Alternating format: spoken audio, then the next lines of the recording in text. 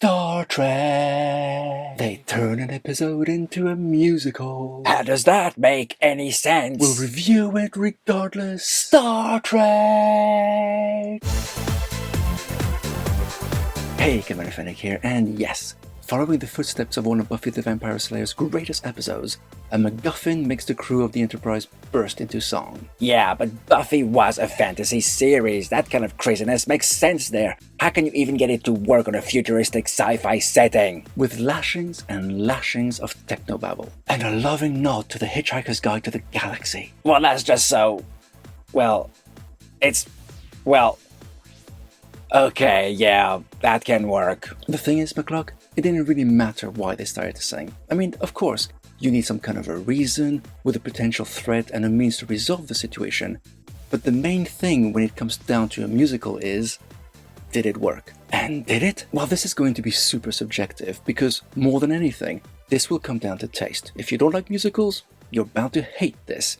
But if you like to sing along and have been raised on Mary Poppins, Chitty Chitty Bang Bang, The Sound of Music, Les Mis, and all the others, you may well fall in love with this one. I was worried this episode just wouldn't work. That really would have depended on the songs. Those were fun and came at just the right moments. For us to see the crew's secret feelings. Okay, it's contagious, and that was the point. But it also felt like the writers took the opportunity to start to weave the continuity back to Kirk's Enterprise. That's right, they casually mentioned there's a crew of 200. That's less than half of what was under Kirk's command. Which matches what Pike said in the cage to Boyce. You'd have to shrink the size of the quarters to accommodate so many more people. We hear about Dr. Roger Corby. And Kirk even mentions Carol Marcus. Hey, how are your feelings about Paul Wesley's Kirk these days? You know, he's growing on me. Oh, and Spock and Christine's will they won't they relationship is dealt with. Quite painfully. Yeah,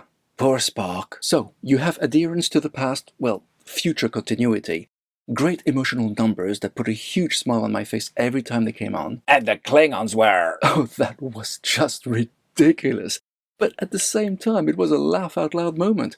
As was Pike singing to Captain Patel on the bridge, or Una sharing her wisdom to Kirk, Dr. Mbenga's reticence, along with deep emotional moments, like all true musicals must have. So really, it doesn't matter what the reason was for this anomaly.